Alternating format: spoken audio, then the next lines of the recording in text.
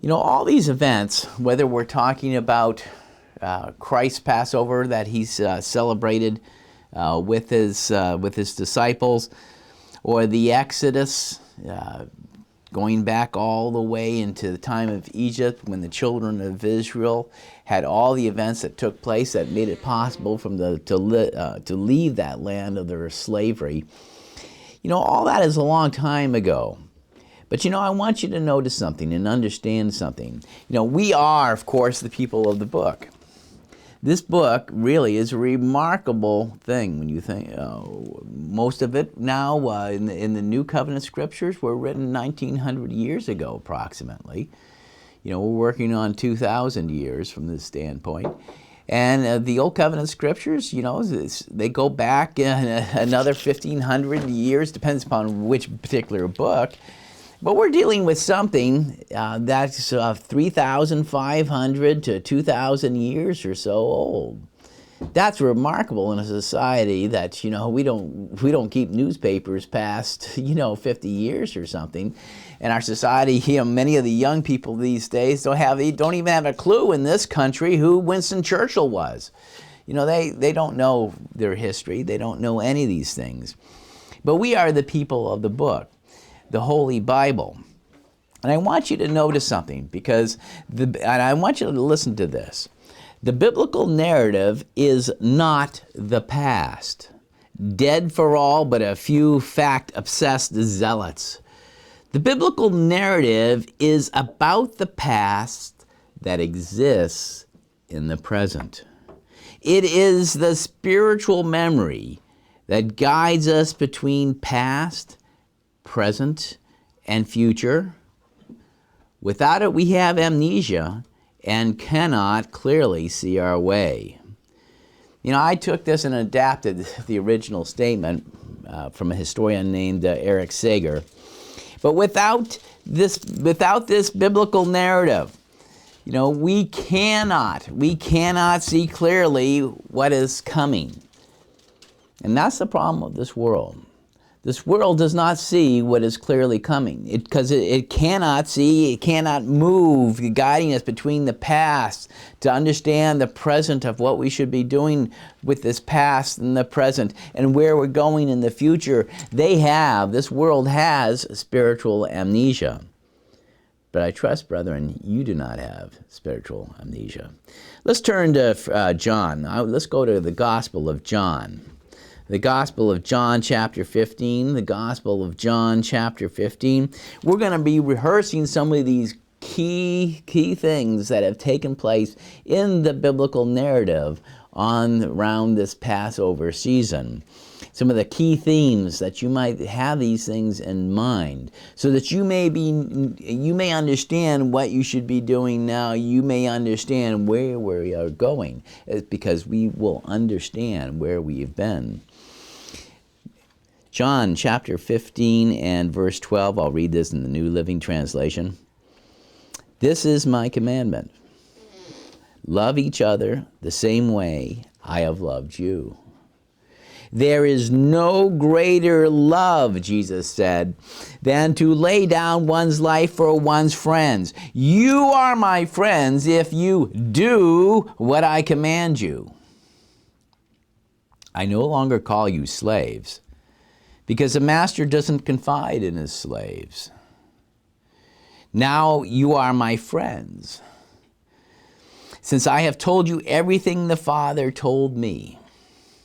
You didn't choose me, I chose you, and appointed you to go and produce lasting fruit, so that my Father will give you whatever you ask using my name. You are my friends. Yes, now you are my friends, it says here in verse 15. Friends, the word friends here in the Greek text is Strong's 5384. It's philios. You know, the exact spelling here of the conjugation of it in this particular phrase is philion. But it means a friend, of course. And that's the way the New Living translates it, and most of your translations are going to put it that way. It's someone, but what is a friend? Well, the lexicon says it's someone who is dearly loved, someone who is prized in a personal and intimate way. Someone who is dearly loved and prized in a personal, intimate way. A trusted confidant. Someone you share confidences. Someone you share your hopes and dreams with. That you share, a trusted confidant, held dear in a close bond of personal affection. You know, it's an experience-based love. We know here, and we look at this, that we think of how the Bible, how Jesus was using the word of friend. And I think about it from this standpoint. And, you know, in many ways in this world, we have, and like in so many other things, we have degenerated in our use of the understanding of the word friend. You know, we have Facebook where you can friend somebody, you know, and people have, you know, hundreds and hundreds, thousands of friends, you know, or whatever it might be. And you know, really, to be more precise, you know, they're just acquaintances, if that at all. They may not even be acquaintances from that standpoint. But this is not the way the Bible uses the word friend. It's not using it sort of this degenerate 21st century way where it's just, you know, it's whoever your buds are, whoever you know, run into in school, or whoever you run in down at the supermarket, or the 1,001 people on your Facebook page. No, that's not what it means. A friend in the biblical narrative, in the way that Jesus was using it, was someone who was dearly loved, someone who was prized in a very personal and intimate way, a trusted confidant, held dear in a close bond of personal affection. That is what a biblical friend, that's what the meaning of the word friend that Jesus was, and how he was using it. Now, in this particular passage here in John 15, in 12 to verses 12 through 16, you know, many commentators note that the way Jesus expresses himself here, especially in verse 13, there is no greater love than to lay down one's life for one's friends. That Jesus is really calling on a theme that has far more to do with his contemporaneous Greco-Roman culture. That's the greater Greco-Roman culture of the Roman Empire of that time, rather than the more provincial or local Judean culture from that time. Because this aspect of friend and the way that Jesus used it, you are my friends if you do what I command you. There is no greater love than to lay down one's life for one's friends. This was really more of a Greco-Roman ideal from this standpoint, which is kind of surprising from this aspect. We have, for instance, we have in classical history an account by the first century, somebody who was very closely contemporaneous with Jesus and his apostles, the Greco-Roman historian Plutarch. And he wrote in his history about Damon and Pythias during the rule of Dionysus. Pythias was condemned to death, and he was about to be executed. He had done something, and Dionysus had condemned him to death. But he wanted to see his family before he died. His friend, Damon, offered himself as a ransom in case he offered himself a ransom so his friend Pythias could go see his family. He said, I'll stand in your place. You know, they went to, I guess they went to Dionysus, or they went to his chief guards and said, look, I will be, I'll be the hostage. I'll stand in his place. You know, in case, so that he can go see his family. And if he doesn't return by the hour of execution, then you can kill me. Wow. That was the friends Damon and Pythias. But as it turned out, returning in time, both of the men were released by the great Dionysus, this particular Greco-Roman ruler of that time, of that era. And he was so impressed that, first of all, that Damon would offer himself. And Pythias would, when he had the chance of just running, no, he wasn't going to leave his friend there. He came back to be executed. And Dionysus was so impressed with this bond of friendship between these two men that he released them. And he came and he called them and he said he wanted to be taken into the secret of such friendship. He was in awe. He was moved. What does Jesus expect from his friends? In the first century Judea, it was common for disciples to attach themselves to a particular rabbi, but not vice versa. But Jesus went out and hand-picked his disciples. He hand-picked them. He hand-selected them. This is very different. This pulling back to just as he says here in John 15:16, you did not choose me, but I chose you. And this was something that was contrary to the way that it typically was done at that time. Now, it was not the way it was done. Now, disciples as Jesus' friends, however, and Jesus didn't use this, that you're my friend so you can do whatever you want. It was not an idle privilege. Rather, being a friend carries with it a solemn responsibility. Because he says in John 15, let's look here, stay with me in John 15, let's look at verse 14. You are my friends if you do what I command. Think about what this meant for the original disciples. You are my friends if you do what I command. Well, it was going to turn their lives upside down. Jesus' friends, that life was never going to be the same again. Once they became a friend of Jesus' friend, everything was going to be different in one way or another.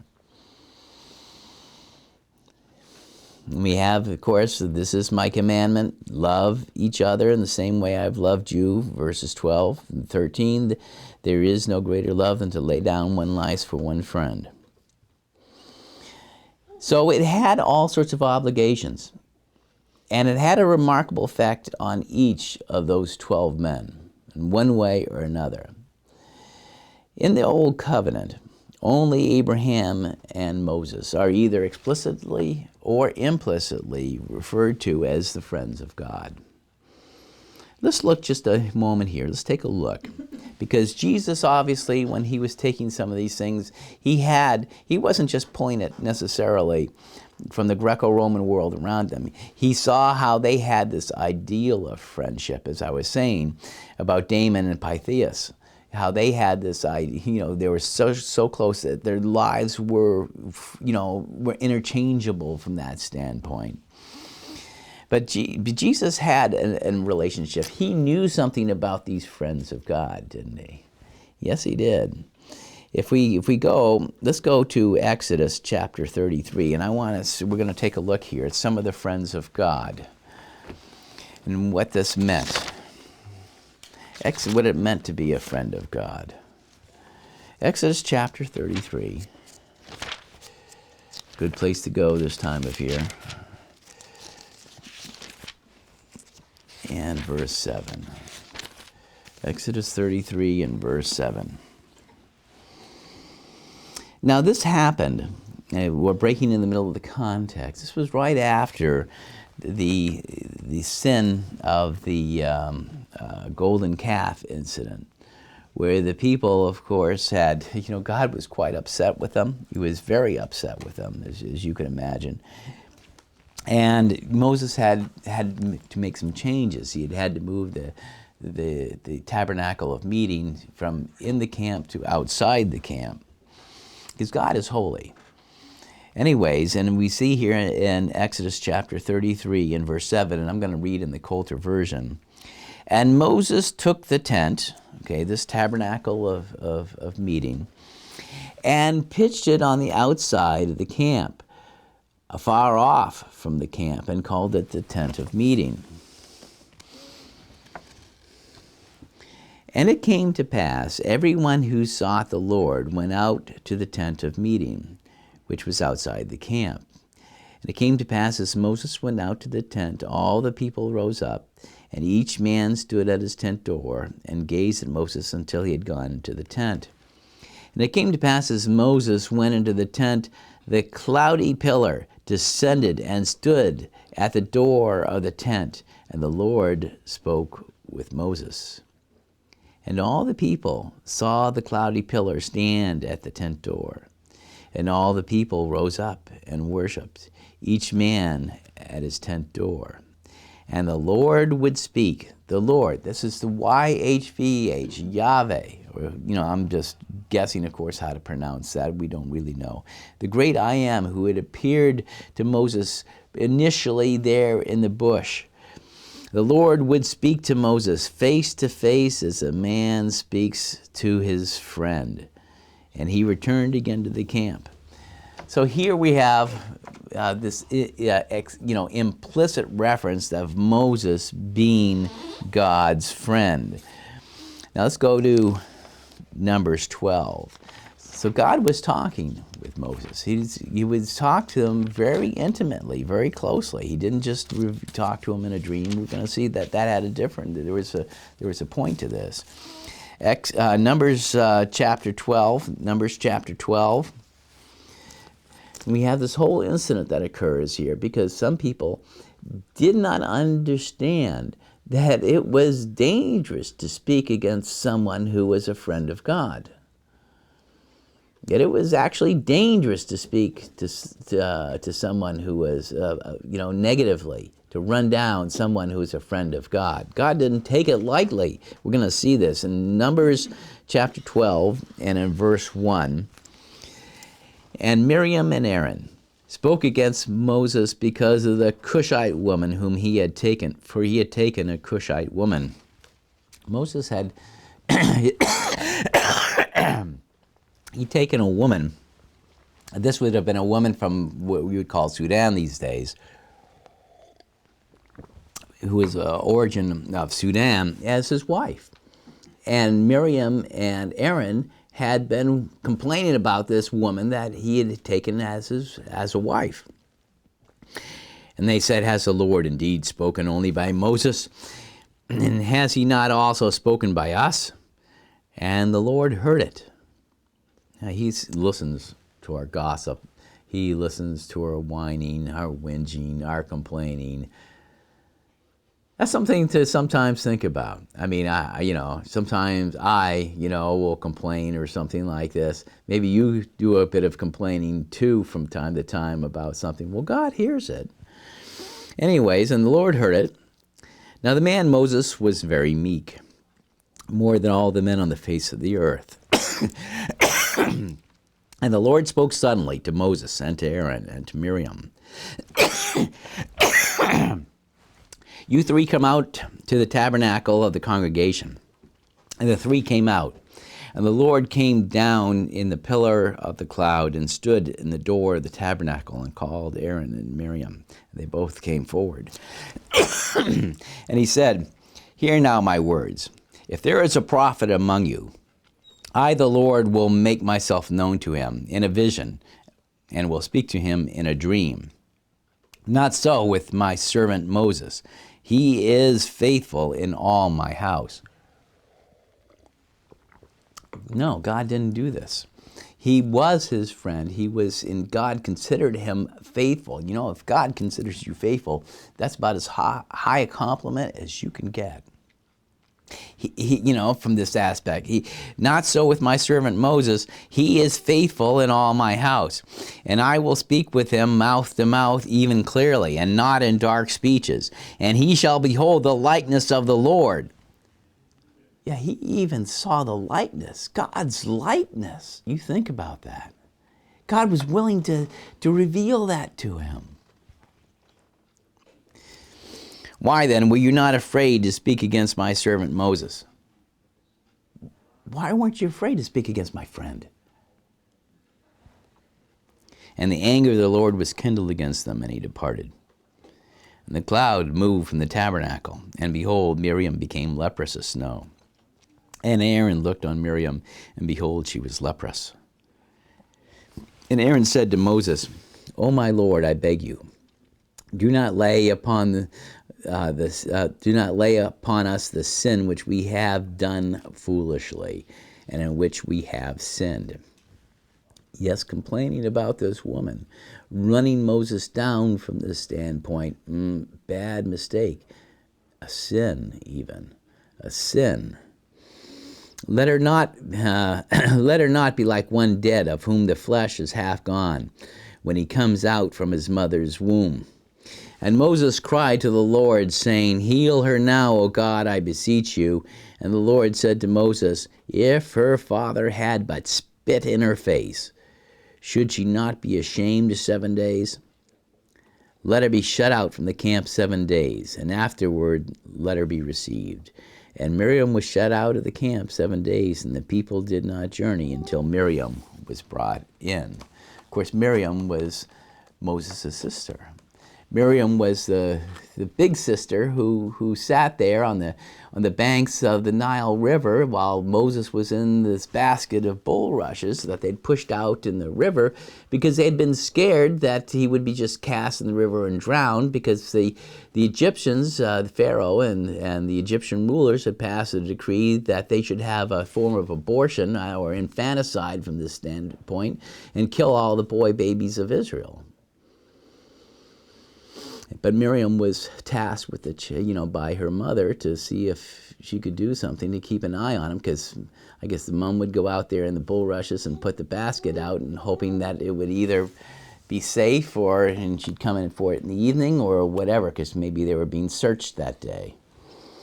We know because of that whole story, of course, that Moses was found by the daughter of Pharaoh and had all that of experience. But this is that Miriam. But she was a remarkable woman from this standpoint. And God considered her. She was in a high position of leadership in Israel. But she and Aaron had spoken against Moses because of the wife he picked, because she was a Cushite. As a different ethnic group. God wasn't happy when they had criticized his friend. Let's go to Deuteronomy chapter 30. There are a lot of people these days, ignorant people, I guess is the best I can term them, in various Christian denominations who really run Moses down these days. But anyways, in Deuteronomy 34:10, that's actually dangerous ground to be on, to be doing that. Deuteronomy 34:10, in the very close of the Torah, after Moses had died, there was this editorial comment that was written probably by Samuel at some point in time later on. And there has not arisen a prophet like Moses since then in Israel, in whom the Lord knew face to face. Yeah, God knew him face to face. He would face to face talk with the Lord. So this was quite the experience. In the books that he mediated, that he brought to us and he wrote for us, they're a remarkable treasure that he has left for us. There are those these days who speak against Moses amongst the churches of God. Some of those, and they run him down. But that was, I think they're falling into a worse pitfall than Miriam and Aaron. Just speaking against them because they didn't like the color of the woman that he married. Anyways, Moses was one. He was an implicit friend of God, okay? Because we don't have in the scripture saying that Moses was a friend of God. No, but we have that God himself said he spoke to him as, from face to face as a friend. Just as you would do this, so for you to understand that. But there is another one in the Old Covenant scriptures who was an explicit friend of God. Let's go to Genesis. Back to the very beginning here, beginning chapters. Genesis chapter 22. Genesis chapter 22. And we'll start with verse 1. And it came to pass after these things that God tested Abraham. Okay, you notice something here right immediately. God tested Abraham. There are some people who hate the idea that God will test those who are closest to him. They hate the concept, even that is to think about it. I mean, I'm talking about people in the church who consider themselves members of the Church of God, who hate this concept that came to pass that after these things that God tested Abraham. And said to him, Abraham, and he said, here I am. He said, take now your son, your only son, Isaac, whom you love, and go into the land of Moriah and offer him for a burnt offering upon one of the mountains which I will tell you. Let's go down here, verse 6. And Abraham took the wood of the burnt offering and laid it upon Isaac his son. And he took the fire pot in his hand and a knife, and they both went together. Because they were carrying, of course, the fire in a pot. I mean, people didn't have matches in those days. They didn't have flint and steel, this sort of thing. But they would have had a fire going, and they would have kept the coals in the fire pot, a ceramic jar, and they would have carried this around, and that's how you took your fire along with you in the fire pot. Verse 7, and Isaac spoke to Abraham his father, and said, my father, and said, here am I, my son. And he said, behold the fire and the wood, but where is the lamb for a burnt offering? And Abraham said, my son, God will provide himself a lamb for a burnt offering. So they both went on together. And all that time that they went on, walking up Mount Moriah, Isaac was doing some thinking.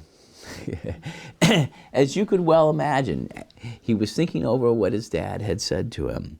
He was thinking over what he knew of his entire life. And they came to the place of which God had told them. And Abraham built an altar there, and laid the wood in order. And he bound his son Isaac, and laid him on the wood upon the altar. He obviously asked him to turn around, and he bound him. But I think Isaac had caught on what was going on at that point in time. But he didn't resist. He didn't resist. He knew the story. He knew his father. And verse 10, and Abraham stretched out his hand and took the knife to slay his son. And the angel of the Lord called to him from the heavens and said, Abraham, Abraham. And he said, here I am. And he said, do not lay your hand upon the lad, nor do anything to him. For now I know that you fear God, seeing you have not withheld your son, your only son, from me. And Abraham lifted up his eyes and looked. And behold, behind him a ram was entangled in a thicket by its horns. And Abraham went and took the ram and offered it up for a burnt offering instead of his son. And Abraham called the name of the place, the Lord will provide. So that is what is said until today, in the mount of the Lord it will be provided. And the angel of the Lord called to Abraham out of heaven the second time, and said, by myself have I sworn, says the Lord, because you have done this thing, and have not withheld your son, your only son, that in blessing I will bless you, and in multiplying I will multiply your seed like the stars of heaven and the sand that is upon the seashore. And he goes on, and in verse 18, and in your seed shall all the nations of the earth be blessed, because you have obeyed my voice. It's a remarkable story. There is no greater love than to lay down one's life for one's friends. Was God the Father there also, along with the word Yahweh, okay, the ever-living one, the one who had stood on top of of Mount Sinai, because he wasn't the one who became known as the father. Were they both there watching Abraham? They'd both made a covenant with him. They'd both walked through the pieces in the covenant of the pieces that is recorded there in Genesis. Was he watching? Did Isaac play along with this? Willingly offer his own life, lay down his life for this goal, this dream, according to this relationship with God that his father was establishing? Let's go to 2 Chronicles. 2 Chronicles.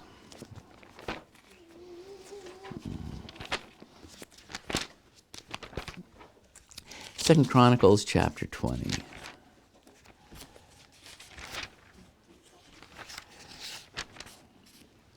And verse 7. 2 Chronicles chapter 20 and verse 7.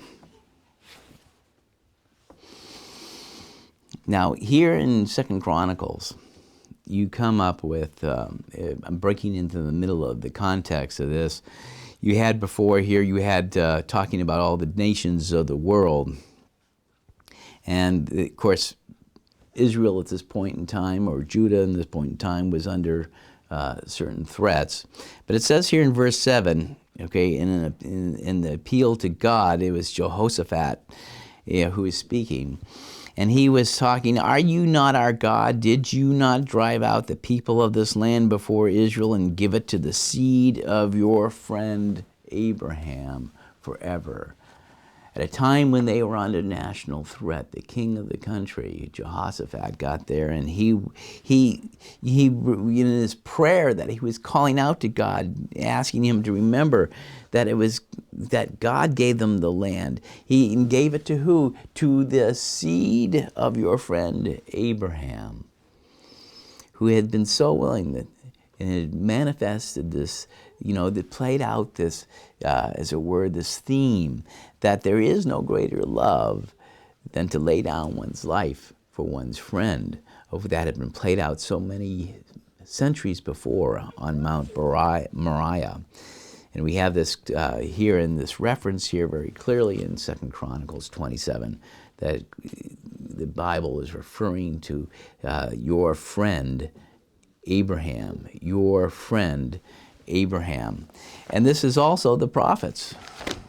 If we go to Isaiah, the prophet Isaiah 20, Isaiah 41 and verse 8, I'll just read it here in the New Living Translation. "But as for you, Israel, my servant, Jacob, my chosen one, descended from Abraham, my friend." Descended from that time there that God had made that promise, and he'd sworn by himself that he was going to bless them. And he was going to bless them as the sand of the sea, as it were. Descended from Abraham, my friend. It was God's friend. This is a key role. It's amazing how this plays. It was a theme that right from the beginning of Genesis is sort of, I sometimes wonder if God went through this and said, yes, this is the kind of person I want as my friend. Because he has the wherewithal to do what we have to do, my father and myself, that we have to do this ourselves. He understands spiritually where we're going and what is needed to be done. We go to James. James was the brother or half-brother of Jesus in the general epistles. He had been the bishop of Jerusalem, or the leading elder there in Jerusalem, until just before when the temple was destroyed. James chapter 2.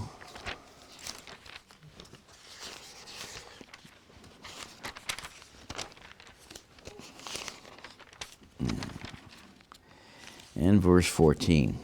I want to read this, because this, again, we're going to be talking, it's a key theme that the Bible used. It's a remarkably important theme. James chapter 2 and verse 14. James I'm breaking into his chapter here. James is writing, "My brethren, what good does it do if anyone says he has faith and does not have works? Is faith able to save him?" Okay, this is a very controversial question. There are a lot of evangelical Protestants who think, yeah, well, that's right, faith is able to save them without any works, because they have the sola fides. This is something that Martin Luther launched the Protestant Reformation with, okay? This was one of his, he had one of his booklets that he came out with, and he talked about, this is one of his major theological points that he liked to push. Of course, he hated the Epistle of James. And he called it the epistle of straw and this, that, and the other. Martin Luther was quite the character. Again, but should he have been speaking in such a way about the, half-brother of Jesus, one of the original leaders of the Church of God? Or what should we be listening to James instead of Martin Luther? Well, that's an idea.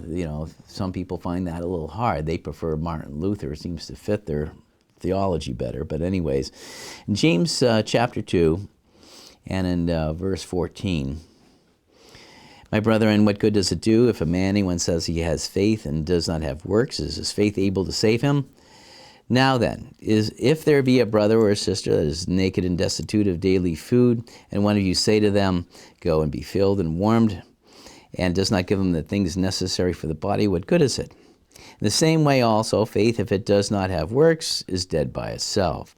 But someone is going to say, 'You have faith and I have works.'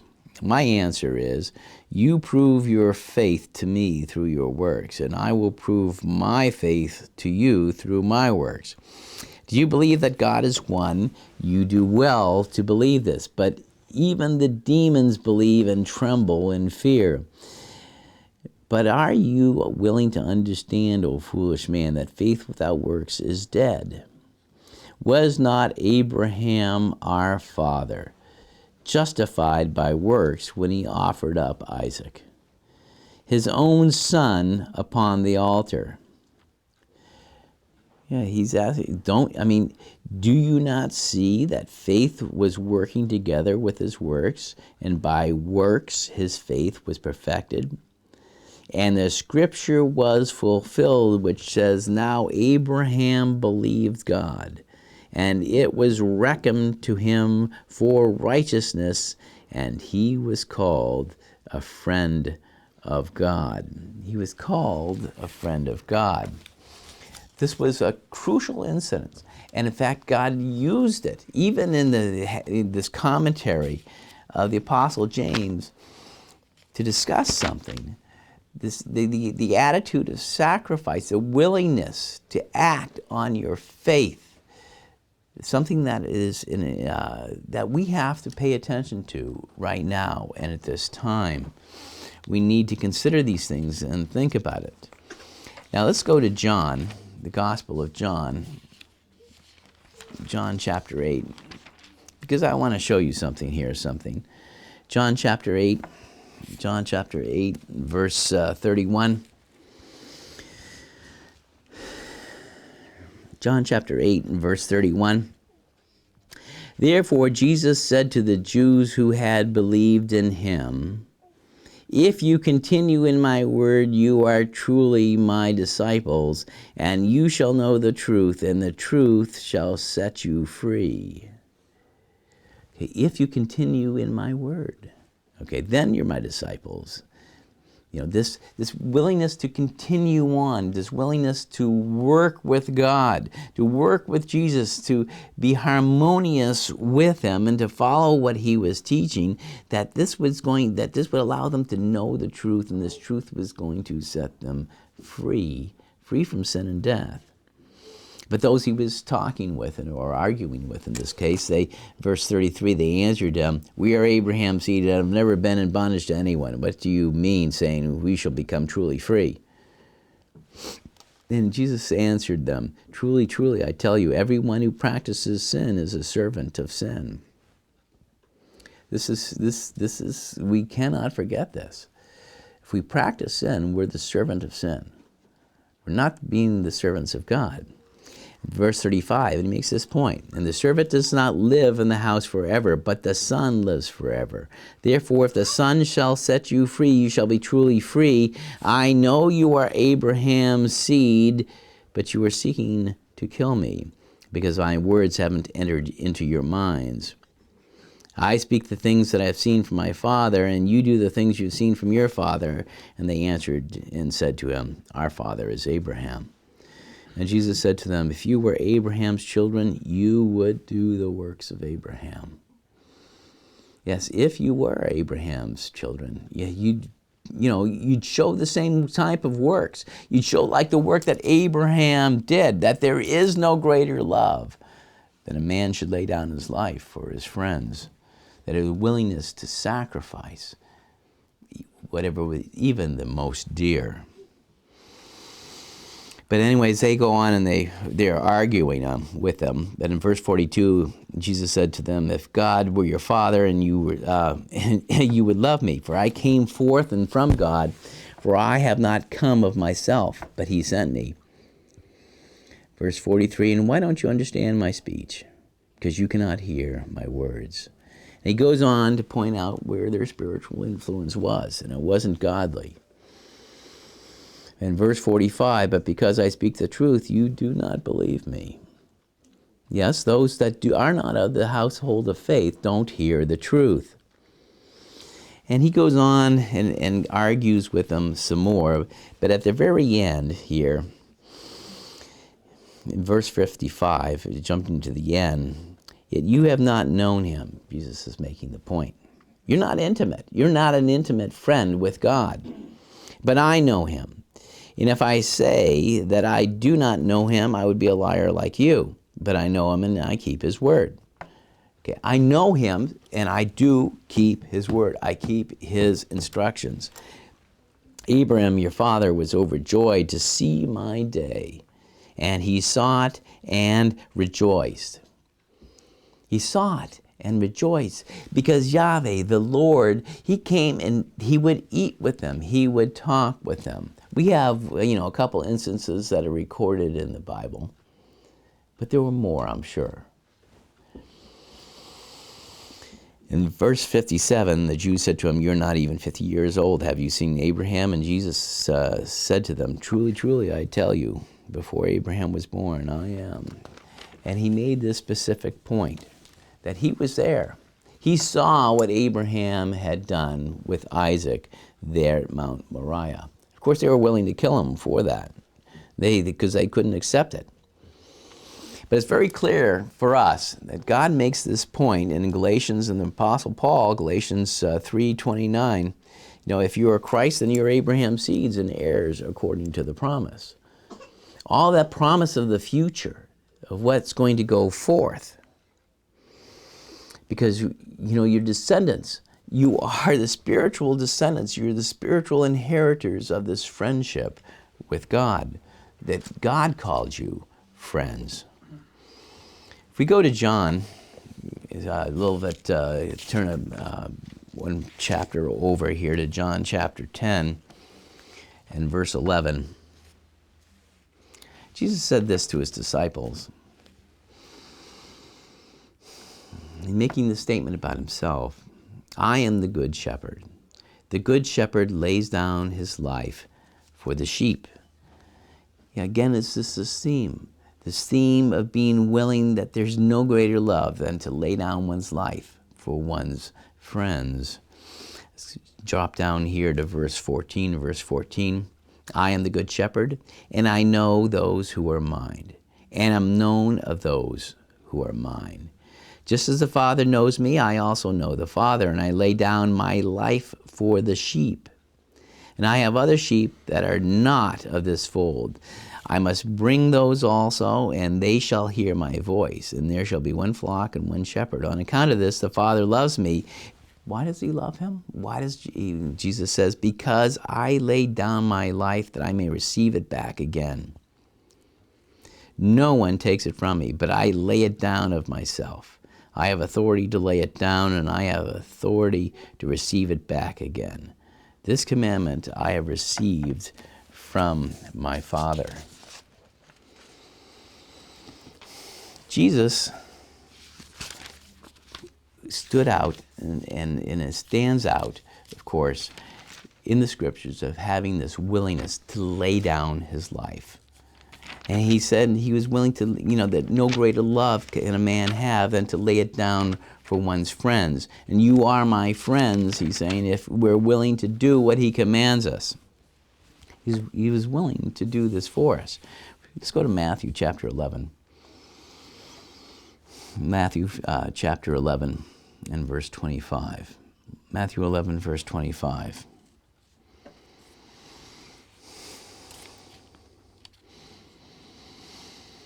And here he was getting a little irritated, and he was disappointed by those who had seen his miracles, and yet they hadn't repented.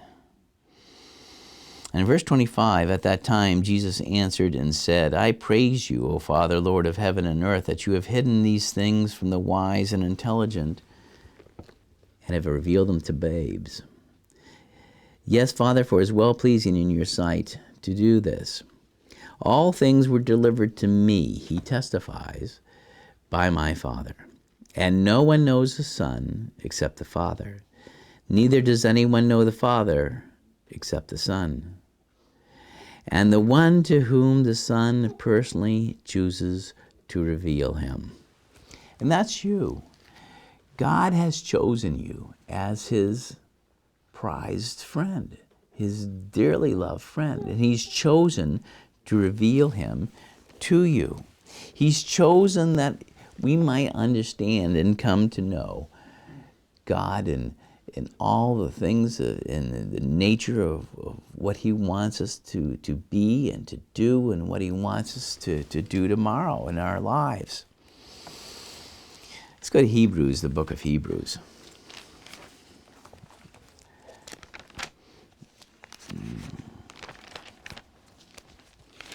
And we'll go to Hebrews chapter 2. Hebrews 2. And we'll start with verse 17.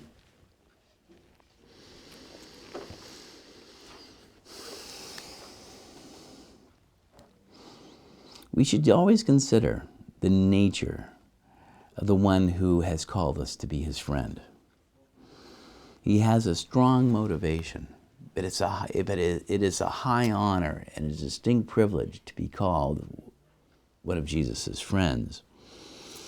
In verse 17 here, in chapter 2 of the book of Hebrews, for this reason it was obligatory to him to be made like all his brethren in everything, that he might be a merciful and faithful high priest in things pertaining to God, in order to make a propitiation for the sins of the people.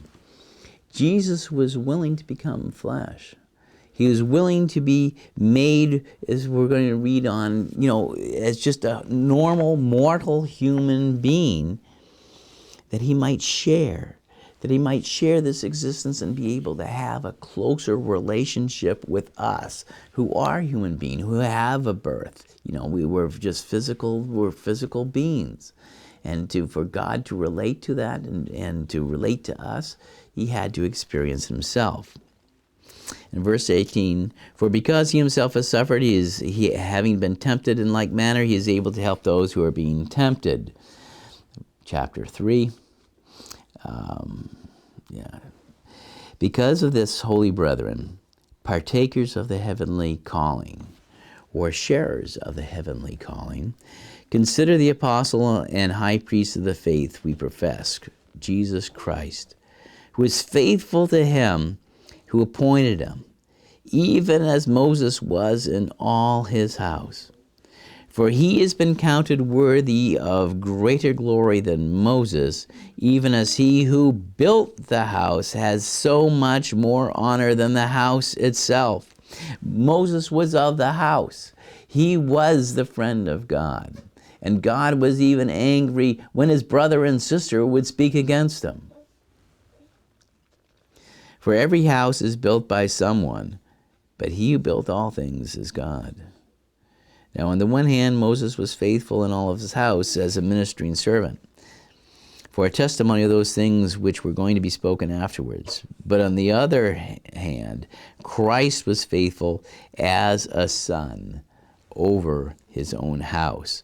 Whose house are we, if we truly holding fast the confidence and rejoicing of the hope firm until the end? And in verse 14, here, just drop down here to verse 14. For we are companions of Christ. That is, we are sharers. We are active partakers of Christ if we truly hold the confidence that we've had at the beginning steadfast until the end.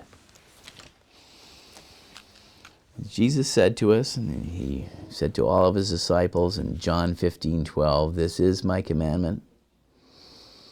Love each other the same way I've loved you. There is no greater love than to lay down one's life for one's friends. You are my friends if you do what I command. I no longer call you slaves because the master doesn't confide in his slaves. Now I've called you my friends since I've told you everything the Father told me." He's revealed these things. He's opened these things up to us. You didn't choose me, I chose you. I appointed you to go and produce lasting fruit, so that the Father will give you whatever you ask using my name. The biblical narrative is not the past, dead for all but a few fact-obsessed zealots. This biblical narrative is about the past that exists in the present. It is the spiritual memory that has been guiding us clearly into an eternity with the one who picked us out and now calls us his dearly loved friends.